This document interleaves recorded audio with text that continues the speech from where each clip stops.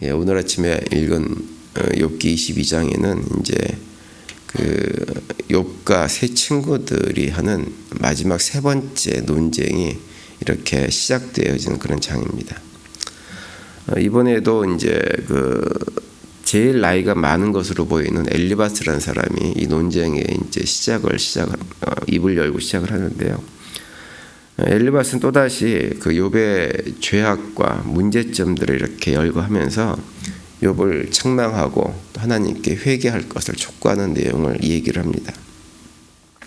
그러면서 엘리바스가 이제 또다시 하는 얘기는 현재 욥이 당하고 있는 이런 모든 고통의 문제는 욥이 지은 죄악이 크고 끝이 없기 때문에 이렇게 심한 고통을 당하는 것이다 라고 얘기를 하죠. 그 내용이 이제 4절과 5절 말씀인데 보시면 하나님이 너를 책망하시며 너를 신문하심이 너의 경건함 때문이냐 내 악이 크지 아니하냐 내 죄악이 끝이 없느니라 이렇게 얘기합니다. 욥이 자기는 아무런 죄도 없고 잘못한 것이 없다고 하니까 너의 그런 경건함 때문에 하나님께 책망하시는 것이 아니라 하나님은 너의 죄를 아시고 그 죄에 대해서 이렇게 너를 갖다가 고통 가운데 빠뜨리신 것이다 라고 하는 얘기를 하고 있는 것입니다. 그러면서 이제 그 엘리바스는 욥이 그동안에 살면서 어떤 죄악들을 행했는지를 그걸 쭉 열거를 하죠. 6절부터 9절까지 보시면 그런 내용이 구체적으로 나옵니다. 까닭없이 형제를 볼모로 잡으며 헐벗은 자의 의복을 벗기며 목마른 자에게 물을 마시게 하지 아니하며 줄인 자에게 음식을 주지 아니하였구나. 권세 있는 자는 토지를 얻고 존귀한 자는 거기에 사는구나.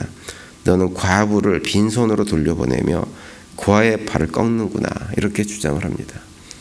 이 엘리바스의 주장 내용만 놓고 보면 정말 욥은 악한 사람입니다. 하나님 보시기에 악을 갖다가 살면서 끊임없이 행했던 사람이 욥이라고 할 수 있는데 사실은 엘리바스의 이런 주장들은 사실은 실제 욥이 행한 일을 갖다가 근거로 해서 하는 얘기는 결코 아니죠. 그냥 욥이 당하는 현재의 고난을 보고 너가 이런 고난을 당하고 있다고 하는 것은 이러한 죄악들을 행했기 때문에 지금 당하는 것이다라고 욥에게 죄를 갖다가 뒤집어 씌우고 있는 것입니다. 특별히 이제 10절과 11절에 보시면 또 이렇게 얘기합니다. 그러므로 올무들이 너를 둘러있고 두려움이 갑자기 너를 엄습하며 어둠이 너로 하여금 보지 못하게 하고 홍수가 너를 덮느니라 이렇게 얘기합니다. 너가 잘못한 것이 있기 때문에 현재 이런 어려움들이 있다고 하는 거예요. 너가 그런 잘못을 하지 않았다고 한다면 이런 어려움이 있을 수 없다고 하는 거죠. 그러니까 엘리바스는 실제로 욥이 뭘 잘못했다고 하는 사실을 가지고 얘기하는 것이 아닙니다. 그냥 일반적인 당시 세상의 지혜, 악인들은 반드시 고통당하고 의인들은 하나님께 복을 받는다라고 하는 인과응보식의 원리만을 근거로 해가지고 욥이 현재 고통을 당하고 있다고 하는 것은 그런 말할 수 없는 본인이 정확하게 알지 못하지만 그럼에도 불구하고 분명히 이런 죄를 졌기 때문에 이런 고통을 당하는 것이지 그런 죄를 짓지 않았다고 한다면 결코 이런 고통을 당할 수 없다는 전제 속에서 이 얘기를 하고 있는 거예요. 그러면서 이제 12절 이하의 내용을 쭉 보면 다시 한번 하나님과의 관계 속에서 욥이 어떠한 죄악을 저질렀는지를 계속해서 열거하면서 하나님과 화목해야 된다, 회개해야 된다 이 얘기를 반복해서 권면하는 것을 볼 수가 있습니다. 우리가 살아가다 보면 이제 그런 사람들을 좀 보게 됩니다. 악한 것처럼 보이는 사람들이 있어요. 또는 뭐 엄청나게 큰 죄를 지은 사람인 것처럼 보이는 사람들이 있습니다. 그래서 우리가 그런 사람들을 보고 정확하게는 알지 못하지만 악한 것처럼 보인다는 이유 때문에 욕하고 비난할 때가 있습니다. 또는 내가 직접 비난하고 욕하는 것은 아니지만 다른 사람들이 욕하고 비난하는 것에 대해서 간접적으로 동의를 하고 침묵함으로 동의를 하는 경우도 굉장히 많이 있어요. 그래서 어떤 형태라든지 근거 없이 이렇게 좀 부당하게 욕을 먹는 사람들도 그냥 죄인으로 만들어버리는 경우들이 상당히 많이 있습니다. 최근에 한국에서는 이제 아주 유명한 두 연예인이 그 마약과 관련해서 조사를 받고 하는 일들이 좀 있었습니다. 처음에 뉴스가 뜰 때에는 그 두 사람은 실제로 마약을 한 것으로 검사해 보면 반드시 그 마약을 한 기록이 나올 것처럼 신문에서 난리를 치고 방송에도 그냥 여러 가지 많은 뉴스들을 계속해서 틀어주고 하는 일들이 있었어요. 그런데 이런저런 검사를 다 해봤는데 그 두 사람 다 마약을 했다고 하는 증거를 전혀 발견할 수가 없습니다. 국립과학수사연구소라고 하는 아주 전문적인 기관에서 마약한 흔적을 찾기 위해서 이런저런 조사를 다 했음에도 불구하고 마약을 했다는 증거는 전혀 나오지 않습니다. 그러다 보니까는 그 유명한 연예인들이 그동안에 어떤 자기들이 활동을 열심히 했던 그 두 사람이 이제는 그런 검사를 해서 아무런 증거가 나오지 않음에도 불구하고 또다시 TV 나와가지고 과거처럼 활동하기가 쉽지 않은 아주 치명적인 결과만 얻을 뿐이지 그들이 죄인이라고 하는 것은 아무데도 나오지 않습니다. 물론 이제 더 조사를 해봐야 알겠지만 현재까지는 그렇습니다. 최근에 한국도 그렇고 미국도 그렇고 그런 일들이 참 많이 있죠. 진짜로 뭔가 잘못한 것이 아님에도 불구하고 잘못했다고 계속 죄를 갖다가 뒤집어 씌웁니다. 어떤 프레임이라고 하는 어떤 용어를 요즘 많이 사용하죠. 프레임을 뒤집어 씌우는 거예요. 이 사람은 이런 죄인이야. 죄인일 것이야. 라고 하는 것을 갖다 전제로 놓고 계속해서 사실관계가 아님에도 불구하고 이런 사실이 있을 거야. 저런 사실이 있을 거야. 라고 하는 얘기를 끊임없이 얘기를 해가지고 연예인이든지 정치인이든지 그런 사람들을 마치 죄를 이미 진 것처럼 특별히 이제 그 경찰에서 조사를 한다라든지 아니면 검사 쪽에서 무슨 기소를 했다 그러면 그것을 완전히 죄가 확정된 것처럼 취급해가지고 죄인 취급해버리는 경우들이 굉장히 많이 있습니다. 우리가 흔히 그런 용어를 많이 쓰죠. 무죄 추정의 원칙이라는 표현을 많이 씁니다. 대법원에서 죄가 확정되기 전까지는 그 사람이 죄인이라는 얘기를 하지 못하게 돼 있고 또 피의 사실을 공표하지 못하게 돼 있죠. 이 사람이 이러이러한 의심을 받고 있다라고 하는 얘기를 미디어에 공개하지 못하게 돼 있는데 그런 것들을 다 공개해가지고 죄가 확정이 되지 않았음에도 불구하고 죄인을 취급해버리고 문제는 그렇게 뉴스나 방송, 신문 이런 데에서 누군가를 죄인 취급해버리는 그래서 죄인으로 확정해버리는 그런 얘기들을 우리들이 그런 얘기를 들으면서 아무렇지도 않게 받아들이고 우리도 동일한 생각을 해버린다고 하는 거예요. 그런 확신 속에서 사람을 바라봅니다. 근데 이것이 얼마나 위험한 것인지 모릅니다. 이제 엘리바스가 하고 있는 일이 똑같은 일을 하고 있는 거예요. 본인이 욥이 그런 악한 일을 행했다고 하는 것을 확인한 적이 없습니다. 본 적이 없습니다. 그런데 현재 욥이 그런 어떤 무거운 어떤 고통, 육체적인 고통, 정신적인 고통 가운데 있으니까 마치 하나님께 심판받는 것처럼 보이는 환경 속에 있으니까 그거 하나만 놓고 너는 죄인이야. 너는 악한 존재야. 너가 지은 죄를 회개해야 돼. 너는 이런 고통을 당해도 싸. 이런 얘기들을 반복해서 하고 있는 거예요.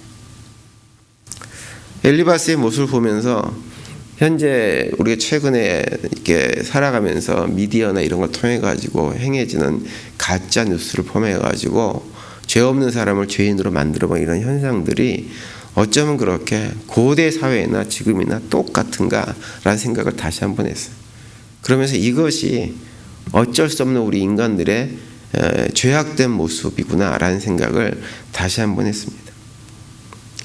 복음서에 보면 예수님께서 우리에게 남을 판단하거나 비판하지 말라고 말씀을 하시죠. 누가복음 6장 30절에 보시면 비판하지 말라. 그리하면 너희가 비판을 받지 않을 것이요. 정죄하지 말라. 그리하면 너희가 정죄를 받지 않을 것이요. 용서하라. 그리하면 너희가 용서를 받을 것이요. 이렇게 얘기합니다.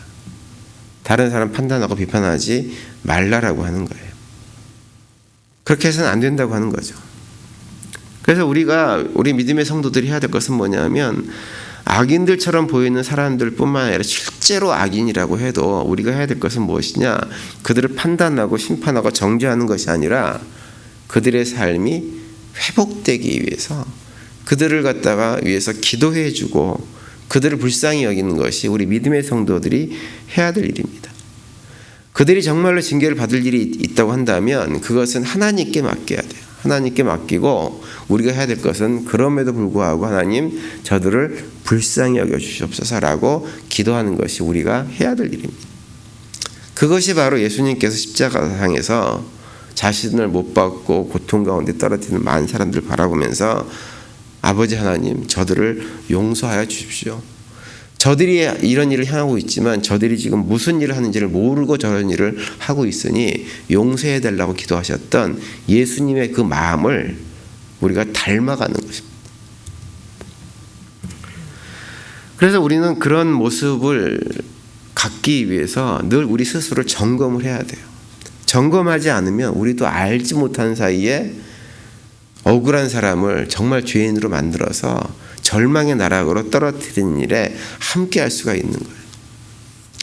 요즘 뉴스를 보고 있으면 미국도 마찬가지고 한국도 마찬가지고 그런 일들이 얼마나 많이 있는지 모릅니다. 그러면서 악한 사람들은 악하지 않은 것처럼 포장되어지고 선한 사람들은 오히려 악한 사람으로 어떤 심판의 자리, 여론 재판의 자리에 몰아가는 일들이 정말로 많이 있습니다. 그래서 우리가 엘리바스의 모습을 보면서 이것은 욥기에 나오는 엘리바스의 모습이다라고 생각할 것이 아니라 바로 이 엘리바스가 나 자신이구나. 나도 얼마든지 이 엘리바스 같은 모습을 가질 수 있구나라고 하는 것을 생각을 하면서 스스로 점검을 해야 되는 거죠. 오늘 보면 15절을 보면 엘리바스가 또 이렇게 얘기합니다. 너는 아직도 옛 길을 고집할 셈이냐? 악한 자들이 걷던 길을 그 길을 고집할 셈이냐 이렇게 얘기를 해요. 욥에게 계속 얘기하는 거예요. 악한 길을 걷지 말고 회개하라고 하는 거예요. 그런데 사실은 이 얘기는 엘리바스가 욥에게 하는 얘기지만 사실은 자기 자신에게 해야 될 일입니다. 우리 자신에게 해야 될 일이에요. 우리 자신을 돌아보면서 다른 사람을 근거도 없이 욕하고 비난하는 이런 습관들을 버려야 되는데 버리지 못하는 그 길을 계속 고집하며 가고 있는 우리 자신들을 돌아보면서 하나님 나로 하여금 근거도 없이 이런저런 소문만 듣고 아니면 눈에 보이는 현상만 바라보고 누군가를 갖다가 악한 자로 몰아세우는 죄인으로 몰아세우는 이런 좋지 않은 습성들이 나에게 사라지게 해달라고 우리가 기도해야 될 일입니다. 근데 참 그것이 잘 안 돼요. 우리 인간은 목이 곧은 백성이 돼가지고 누군가를 한번 미워하기 시작하면 누군가를 한번 정죄하기 시작하면 그것을 끊임없이 그 길을 걸어가면서 한 사람이 망하는 때까지 그것을 놓지 않는 것이 우리 인간들의 모습입니다. 따라서 오늘 하루 지내시면서 엘리바스의 모습을 엘리바스를 포함해서 다른 친구들도 마찬가지죠. 욥의 친구들의 모습을 보면서 하나님 나는 어떠한 모습입니까? 라고 하는 것을 점검하시고 우리는 엘리바스의 길을 걸어가는 것이 아니라 누군가를 함부로 판단하고 심판하고 정죄하는 자리가 아니라 설령 악인이라고 할지라도 그들을 불쌍히 여기고 그들을 용서하고 품을 수 있는 그들에서 기도할 수 있는 그런 믿음의 자녀가 되게 해달라고 마음에 소원하고 결단하고 살아갈 수 있는 우리 모두가 될 수 있게 되기를 간절히 바랍니다.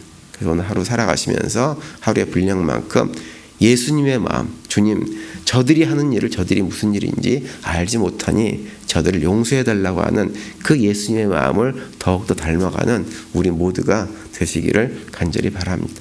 그런 고백과 결단 가운데 살아가시면서 오늘도 또 주님께 주시는 평강이 넘치는 복된 하루가 되시기를 간절히 축원을 드립니다.